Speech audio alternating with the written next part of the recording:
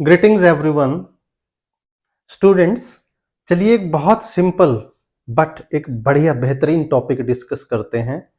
Partnership का topic है ये, एडमिशन ऑफ ए पार्टनर का। और ये टॉपिक है why are assets and liabilities revalued. यानी सिंपल वर्ड्स में समझें तो हम रीवैल्यूएशन अकाउंट क्यों बनाते हैं, या एसेट्स का रीवैल्यूएशन और लायबिलिटीज का रीअसेसमेंट क्यों करते हैं एडमिशन ऑफ ए पार्टनर के टाइम।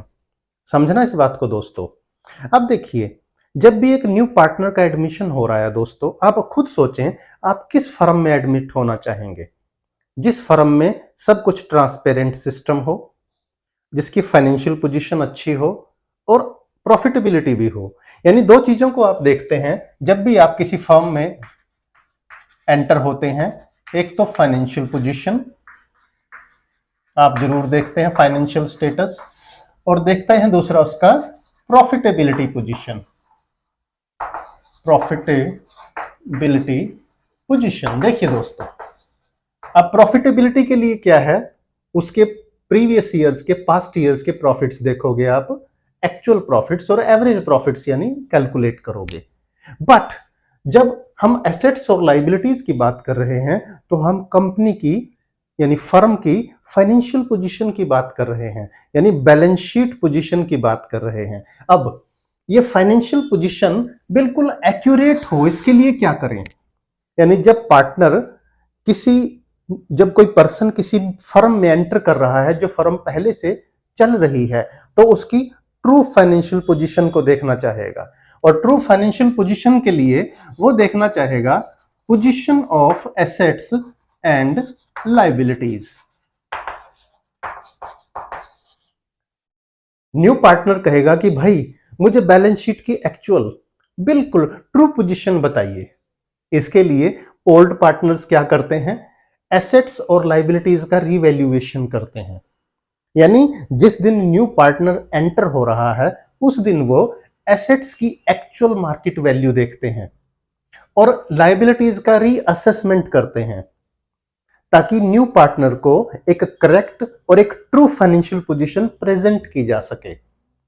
एसेट्स जो बैलेंस शीट में दिखा रखी हैं, हो सकता है उनमें कुछ एसेट्स की वैल्यू कम ज्यादा हो, जैसे नॉर्मली होता है, अपना फर्नीचर वगैरह हो गया, अपना स्टॉक ऑफ गुड्स हो गया, इनकी वैल्यू थोड़ी बहुत अप डाउन हो सकती है, कुछ एसेट्स की वैल्यू।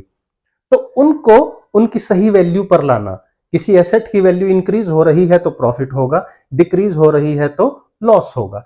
इसी तरह लायबिलिटीज का रीअसेसमेंट करना कि जो लायबिलिटीज बैलेंस शीट में दिखा रखी हैं वो एक्चुअल हैं या ओवरस्टेटेड या अंडरस्टेटेड है, या उनकी कम या ज्यादा वैल्यू है।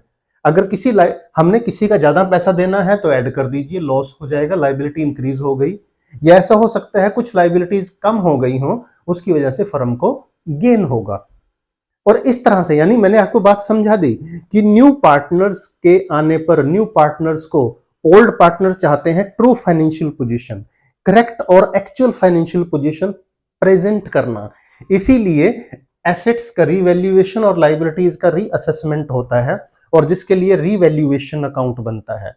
और इस रीवैल्यूएशन अकाउंट बनने के बाद अगर कोई बिजनेस में प्रॉफिट या लॉस हो, याद रखिए जब भी ये रीवैल्यूएशन होगा तो इसके बाद क्या होगा, या तो गेन होगा दोस्तों या लॉस होगा ऑन रीवैल्यूएशन। समझिए इस बात को, या तो गेन होगा या तो प्रॉफिट होगा या लॉस होगा। और ये जो प्रॉफिट और लॉस होगा ये ओल्ड पार्टनर्स में, याद रखना, ये ओल्ड पार्टनर्स में डिस्ट्रीब्यूट हो जाएगा। किस रेशियो में, ओल्ड रेशियो में, that is distributed among old partners in old ratio. क्योंकि ये जो एसेट्स एक्वायर की थी ये ओल्ड पार्टनर्स ने एक्वायर की थी, इनको मेंटेन ओल्ड पार्टनर्स ने किया है। जो लायबिलिटीज बोरो की हैं, अराइज हुई हैं, वो ओल्ड पार्टनर्स के टाइम में हुई हैं। तो इनके रीवैल्यूएशन पे जो गेन या लॉस होगा उसकी जिम्मेदारी भी किसकी होगी, ओल्ड पार्टनर्स की होगी।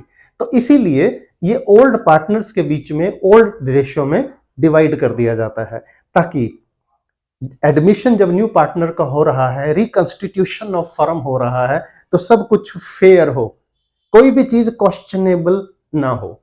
तो दोस्तों ये एक छोटा सा टॉपिक था जो मैंने आपको समझाने की कोशिश की है कि हम एसेट्स और लाइबिलिटीज का रीवैल्यूएशन क्यों करते हैं, उसका ये रीजन है दोस्तों। उम्मीद है ये कंसेप्ट आपको पूरी तरह से क्लियर हुआ होगा। वीडियो अच्छा लगे तो अपने दोस्तों और फ्रेंड्स के साथ जरूर शेयर कीजिए, उनका भी बेनिफिट होना चाहिए। इकोनॉमिक्स, अकाउंट्स और बिजनेस स्टडीज के और अच्छे अच्छे नॉलेजेबल वीडियोस देखने के लिए चैनल को सब्सक्राइब करना ना भूलें।